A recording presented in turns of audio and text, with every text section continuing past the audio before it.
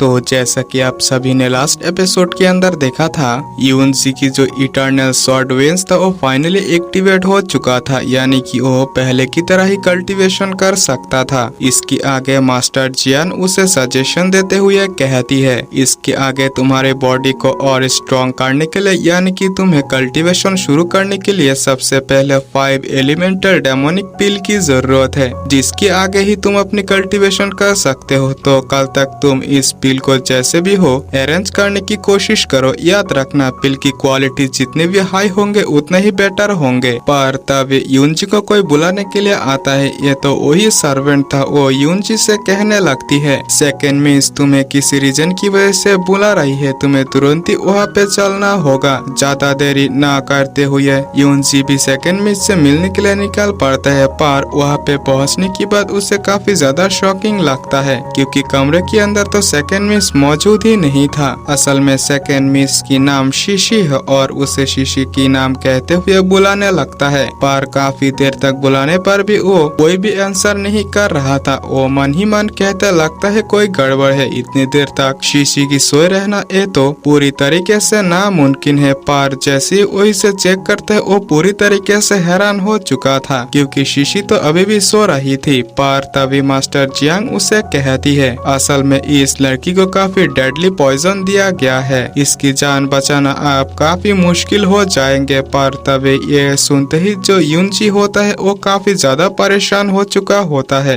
वो master Jiang से कहता है कि मास्टर जियांग, इसे बचाने के लिए क्या कोई रास्ता मौजूद नहीं है? पर मास्टर जियांग कहता है, रास्ता तो मौजूद है, पर मैं ऐसा क्यों करूँ? तुम्हारे साथ जो डील हुआ था उससे तो तुम्हारी कल्टीवेशन को आगे बढ़ाने के लिए था। यूनजी मास्टर जियांग से कहता है, मास्टर ये लड़की काफी अच्छी है, पूरी टैंग फैमिली के अंदर यही एक लड़की ऐसी है जो कि मेरी काफी ज्यादा केयर करती थी। मैं इसे ऐसे ही मरते हुए नहीं देखना चाहता। फाइनली यूनजी की काफी ज्यादा रिक्वेस्ट करने पर मास्टर जियांग भी इसे सेव करने के लिए रेडी हो गई होती है। इसी के साथ मास्टर जियांग तुरंत ही उसकी पॉइजन को काफी इजीली बॉडी से निकाल दी होती है। पर ये 80% था और वो यूनजी से कहती है, मेरे डिसाइपल, मैंने बस इसकी बॉडी से 80% पॉइजन को ही निकाली है, बाकी आगे का काम तुम संभालो। और वो फिर से उस नेकलेस के अंदर चली गई होती है। इसी के साथ यूनजी तो काफी ज्यादा परेशान हो चुका था कि वो किस तरीके से इसकी पॉइजन को क्योर करे। पर तभी इसी भी शीशी भी जाग चुकी होती है। वो यहाँ पे यूनजी को इस हालत में देखकर काफी ज्यादा परेशान हो चुकी होती है। पर यूनजी जो होता है उसे चुप कराते हुए कहते हैं, जरा शांत हो जाओ। ये सुनने की बात तो शीशी भी शांत हो चुकी होती है। इसके आगे यूनजी कहता है,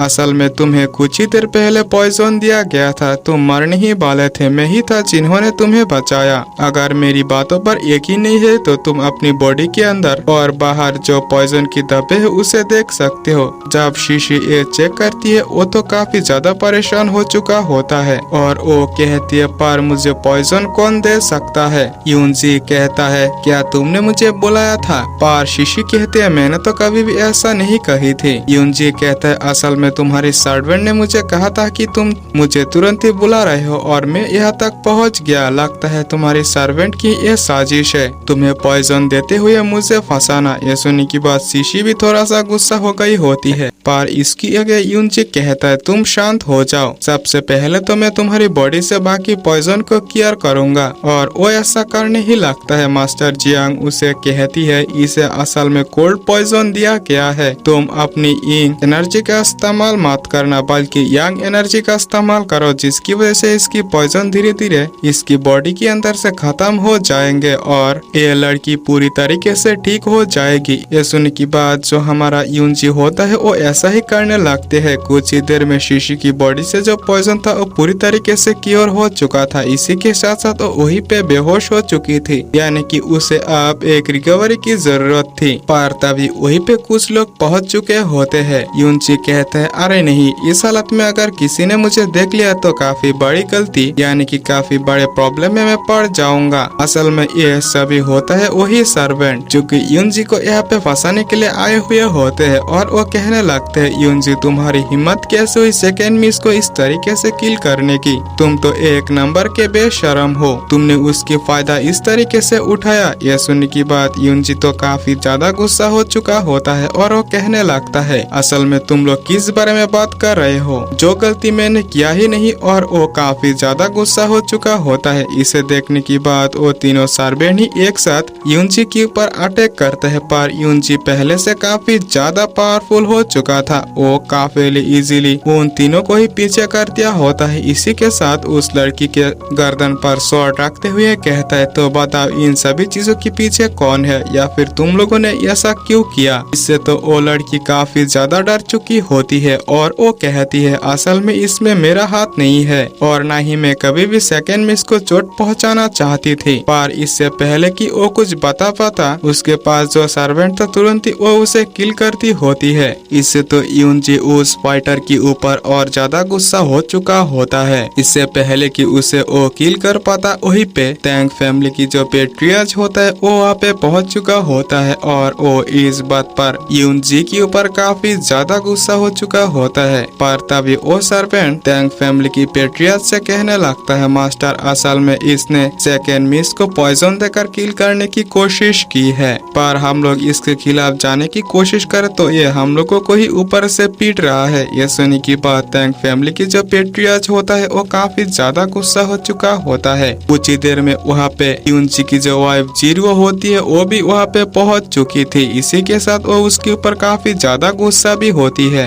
इसी के साथ टैंग फैमिली की पेट्रियार्च यूनजी के ऊपर एक पावरफुल अटैक भी कर दिया होता है, पर यूनजी इसे पीछे कर देता है। इससे पहले कि ये फाइट और आगे बढ़ पाता, वहीं पे जो शीशी होती है वो अब तक जाग चुकी थी। इसी के साथ वो बाहर आते हुए कहती है, फादर जरा रुक जाओ, असल में मेरी ब्रदर इन लॉ ने मुझे किल नहीं किया था। मुझे किल करने की साजिश तो इन सभी सर्वेंटों की थी जो कि मुझे पॉइजन देकर किल करना चाहता था। ऊपर से मेरी ब्रदर इन लॉ ने ही मुझे बचाया था मेरी बॉडी से पॉइजन को क्योर करते हुए। यह सुनने की बात पेट्रियार्च टैंग तो काफी ज्यादा शॉक में पड़ चुका था कि ये सभी ऐसा कैसे कर सकते थे। ऊपर से जब इसके बारे में वो इन्वेस्टिगेट करने की कोशिश करता है, तब वो जो सर्वेंट होता है वो अपनी जान खुद ही वहीं पे ले ली होती है। इससे वो और ज्यादा परेशान हो चुका था। इसी के साथ वो अपनी बेटी से कहता है, जी रो, इसके बारे में तुम तुरंत ही इन्वेस्टिगेट करो, मुझे जल्द से जल्द इसके बारे में इंफॉर्मेशन चाहिए। पर तभी जीरो कहती है, फादर मैं अपनी बहन को जिंगयून हॉल ले जाना चाहती हूँ, इससे उसके कल्टीवेशन काफी आगे बढ़ सकती है। ये सुनने की बात तो उसके फादर भी इसमें एग्री कर चुके होते हैं। पर तभी मन ही मन यूनजी सोचते हैं, अगर मैं जिंगयून पेवेलियन पर जा सकूँ तो वहाँ पे कल्टीवेशन करने के लिए काफी सारे रिसोर्सेस यकीनन मिलेंगे। इससे मेरी जो कल्टीवेशन है वो काफी आगे बढ़ जाएंगे। और वो कहने लगता है कि जीरो, क्या मैं तुम्हारे साथ जिंगयून पेवेलियन आ सकता हूँ? ये सुनने की बात जीरो कहती है, तुम तो मुझे अपनी वाइफ ही नहीं मानते, तुम मेरे सामने इस तरीके से भीख क्यों मांग रहे हो?